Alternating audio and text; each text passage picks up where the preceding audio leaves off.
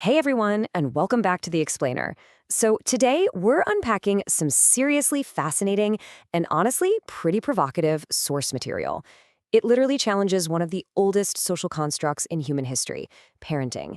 I mean, what if our deeply rooted traditional understanding of a parent's role is, well, actually causing more harm than good? What if that natural instinct we have to fiercely guide and control our kids' paths is the exact thing setting them up for failure in the modern world? We're going to break down some incredibly insightful text that argues exactly that. So get ready, because this is probably going to shift your perspective big time. Here's exactly how we're going to tackle this today. First, we'll look at raising versus teaching. Then we hit the age 3 milestone, followed by sincerity is not enough. After that, we'll crunch the numbers on the generational knowledge gap, examine the real-world fallout in the cost of interference, and finally wrap up with a new path forward. Let's jump right in. All right, let's dive into Section 1, Raising versus Teaching, a crucial distinction. The source makes this super striking argument right out of the gate. Basically, just because you gave birth to a child, that doesn't automatically hand you the qualifications to teach them about the world. Crazy to think about, right? We really need to define parent simply as the biological provider of life and basic physical care. That's it. That is completely distinct from a teacher or a mentor, the person who actually imparts complex societal skills and objective wisdom. The text argues that we constantly confuse these two roles. Like, parents just assume that providing life somehow magically grants them the specialized knowledge to educate a human being for the future. But as we're about to see, that biological mandate, it actually has a very strict expiration date. Which brings us right into Section 2, the age 3 milestone, when the role changes. So let's walk through this timeline. At month 0, birth, that biological connection is locked in. The parent provides life. But the text asserts something really interesting. It says that the pure raising role, the phase of ensuring basic survival, feeding, and fundamental care, that actually maxes out at age 3. That marks the absolute end of the basic survival care era. Post age 3, the child enters a totally new era, one that requires objective societal education. The source argues that after age 3, a child needs specialized guidance, emotional nutrition, and educational direction that the biological parent might just not be equipped to provide. The whole mandate shifts literally overnight from basic survival to complex social development. To really ground this philosophy, let's look at Section 3, Sincerity is not enough, the chef analogy. Now, what's really interesting here is how the source frames this whole parental dilemma with a brilliant comparison. It says, if you don't know how to cook, you shouldn't force feed. Think about that. The text compares a parent who lacks knowledge of the future to an unskilled chef trying to feed a kid. I mean, if you don't understand basic nutrition or how to put together a balanced meal, you wouldn't just throw random, potentially toxic ingredients into a pot and force your kid to eat it, right? You just wouldn't. Yet the text suggests that this is exactly what parents do with life advice and societal rules. They basically force-feed their kids outdated concepts just because they feel this intense biological obligation to provide something, even if they have zero actual expertise. And that sets up a really stark juxtaposition from the source, sincerity versus skill. We're always praising parents for their sincerity, right? For trying their absolute best, putting in the hours, giving it all their heart. But the text argues that relying purely on sincerity is actually a pretty dangerous fallback. It's what happens when a parent lacks true educational skill. Sincerity is just blind effort. Skill, on the other hand, is knowing exactly what educational and emotional nutrients the child actually needs to thrive. The text bluntly points out that if you have this skill, you don't need to exhaust yourself with desperate sincerity. Sincerity without skill, that's honestly just guessing, but with incredibly high emotional stakes. So why do parents lack this skill in the first place? Let's move to Section 4, the generational knowledge gap, an obsolete OS. Let's consider the parent's paradigm.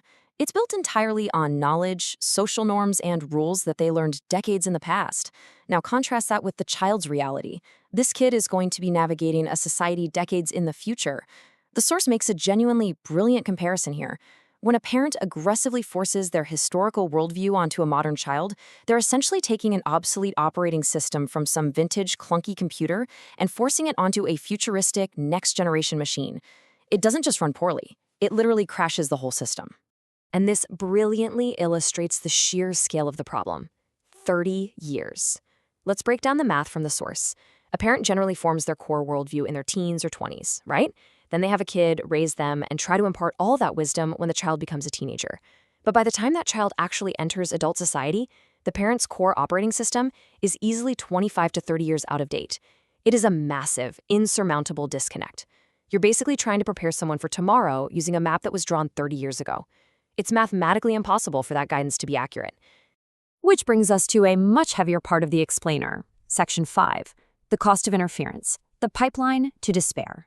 Because these young adults were fed all this completely outdated guidance, because they were micromanaged with that obsolete operating system we just talked about, they enter society entirely unequipped to handle basic, fundamental human relationships. The text notes that these young adults struggle immensely. We're talking workplace dynamics, forming healthy spousal relationships, even just general societal connections. They step out into the real world, and the rules their parents drilled into their heads, they simply do not apply anymore. They literally don't know how to connect, how to resolve conflicts, or how to function in a modern network. The source very soberly traces the tragic escalation that follows this disconnect. It's literally a direct pipeline. It kicks off with step 1, frustration. The young adult starts realizing, hey, things aren't working out the way I was told they would. This builds into step 2, going crazy. It's this intense internal pressure and confusion as they repeatedly fail in their relationships and their careers. Then that compounds into step 3, complete despair. And tragically, if this is left unresolved, it leads straight to step 4, extreme thoughts or giving up entirely. We're talking severe mental breakdowns or even suicidal ideation. The text draws a direct, unbroken line from that mismatched, nagging, controlling parenting directly to these severe adult mental health crises. And here is the text's most uncompromising conclusion, impartially reporting what the source states. Here, the ultimate accountability lies with the well-intentioned but overly controlling parent.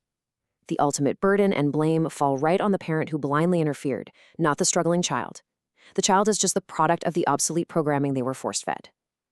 The parent, who lacked the necessary skill but insisted on interfering anyway out of some misguided sense of sincerity and ownership, they are the root cause of the child's inability to survive in the modern social ecosystem. We've identified the systemic failure, so how do we fix it? Let's look at Section 6, a new path forward, objective analysis. The philosophical resolution the text offers is crystal clear. True progress requires cold, objective analysis of our roles, rather than just blindly repeating the emotional habits of the past. We have to break the cycle. Parents absolutely must look at themselves objectively and ask, do I actually have the skill to teach this, or am I just acting out of sheer biological habit? If you don't have the skill, the text strongly suggests you need to step back. You have to go out and find proper teachers, mentors, and experts. Those skilled chefs who can actually provide the right educational nutrients for the modern era. You can't just stubbornly do it yourself just because, well, you're the parent. So the absolutely crucial takeaway here is that we have to fundamentally separate the act of giving life from the act of teaching someone how to live, which leaves us with a question that really challenges the foundation of family dynamics. Whether you're a parent right now, planning to be one someday, or just kind of reflecting on how you yourself were raised, ask yourself this based on today's explainer. Are you objectively analyzing your role, or are you just blindly repeating the past? Thank you so much for joining me today, and as always, keep questioning the structures around you.